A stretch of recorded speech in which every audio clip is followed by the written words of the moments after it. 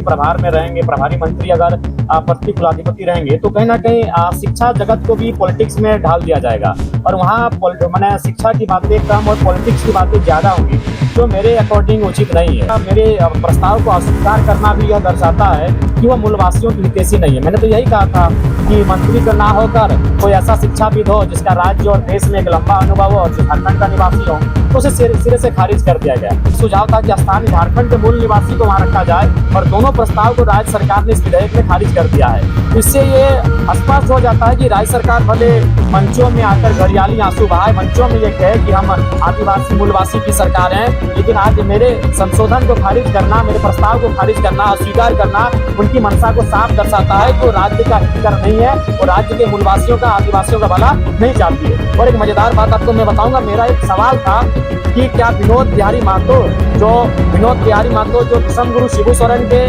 राजनीतिक गुरु कहिए, जो शिबू सोरेन ने सार्वजनिक मंचों में स्वीकार किया, दिसम गुरु ने राजनीतिक पिता करके संबोधन किया है, क्या उनकी प्रतिमा इस राजधानी में कहीं लगाएंगे? सरकार का जो उत्तर था बड़ा एकदम मैंने उस उत्तर का सुनकर आप आश्चर्य करेंगे। सरकार का भाव भी था जिसको अस्वीकृत किया गया और मैं आपके माध्यम से, लोकतंत्र के चौथे स्तंभ के माध्यम से राज्य की जनता को मैं अपना वह प्रस्ताव जो मैंने दिया था संशोधन, उसको बताना चाहूँगा कि क्या था। मेरा प्रस्ताव ये था कि अभी वर्तमान में क्या होगा कि जो प्रभारी मंत्री होंगे वह विश्वविद्यालय के प्रति कुलाधिपति होंगे। तो मैंने उनको ये सुझाव दिया था कि उनके स्थान पर राज्य के मूल निवासी शिक्षाविद जिनका राज्य या देश में शैक्षणिक या प्रशासनिक कार्यों का लंबा अनुभव रहा हो, उनका मनोनयन सरकार द्वारा किया जाए प्रति कुलाधिपति के तौर पे। तो उन्होंने अस्वीकार कर दिया और मैंने ये भी रखा था कि झारखंड के मूल निवासी हों।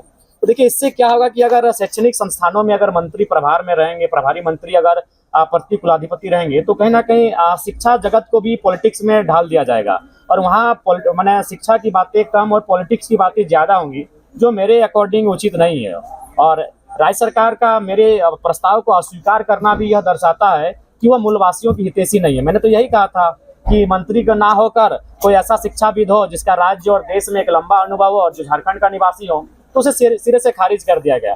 मेरा दूसरा प्रस्तावित संशोधन था आपका झारखंड प्लेटफॉर्म आधारित गिग श्रमिक विधेयक में। उसमें भी मैंने कहा था उनमें 3 प्रतिनिधि चयन करने की बात कही गई, जहां मैंने झारखंड के मूल निवासी को अंतः स्थापित किया जाए, ये प्रस्ताव मैंने दिया था, जिसको भी सरकार ने अस्वीकृत कर दिया।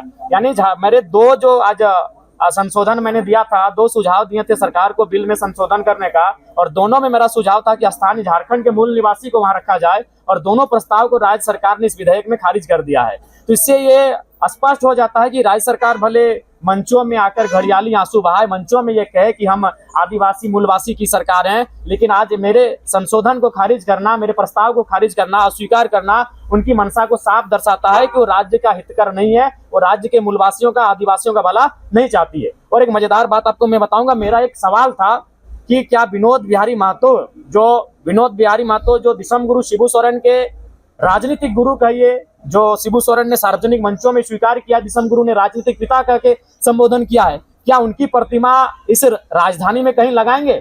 सरकार का जो उत्तर था बड़ा एकदम मैंने उस उत्तर को सुनकर आप आश्चर्य करेंगे। सरकार का उत्तर था कि कहीं जमीन ही नहीं है। अगर विनोद बिहारी महतो के स्थान पर अगर मेरा सवाल ये होता कि आप गुरु जी की प्रतिमा लगाएंगे, तो सरकार का क्या उत्तर होता? सरकार को इतनी कुंठित मानसिकता के साथ कार्य नहीं करना चाहिए। योगदान अगर गुरु जी का है तो योगदान जयपाल सिंह मुंडा का भी है, योगदान विनोद बिहारी महतो का भी है, लेकिन सवाल को यह करके खारिज कर दिया गया कि जगह ही नहीं है। आश्चर्यजनक, विनोद बिहारी महतो के लिए जगह नहीं इस राज्य में एक स्टेच्यू के लिए। घोर आश्चर्यजनक, जिस विनोद बिहारी महतो ने दिसम गुरु को अपने घर में रखा और उन्हें पढ़ाया, उन्हें राजनीति में लाया, और साफ शब्द में झारखंड मुक्ति मोर्चा विनोद बिहारी महतो के पैसे से बना है। वह उस समय वकील थे, दिसम गुरु इतने सक्षम नहीं थे। बेशक वो एक बहुत बड़े मास लीडर थे, संथालों की बहुत बड़ी आबादी होती है, इसलिए कॉमरेड ए.के. राय और विनोद बाबू ने प्राथमिकता दी थी कि इस शख्स को बड़ा नेता बनाना है, उन्होंने बना दिया। लेकिन जो पैसा लगा था वो विनोद बिहारी महतो का था, वो वकालती का पैसा लगा था। जो कागज और कलम और स्याही लगी थी झारखंड मुक्ति मोर्चा बनने में, वो विनोद बिहारी महतो का था। और सरकार का उत्तर है कि राजधानी में कहीं जमीन ही नहीं है जहां उनकी प्रतिमा बने। तो सोचिए अगर मेरा सवाल जस्ट खाली विनोद बिहारी नाम के जगह पर जयपाल सिंह मुंडा या दिसम गुरु शिबू सोरेन का होता, तो सरकार का क्या उत्तर होता? क्या सरकार को इस प्रकार से संकीर्ण राजनीति करनी चाहिए? इस प्रकार से संकीर्ण सोच रखनी चाहिए? ये दुर्भाग्य राज्य की सरकार का।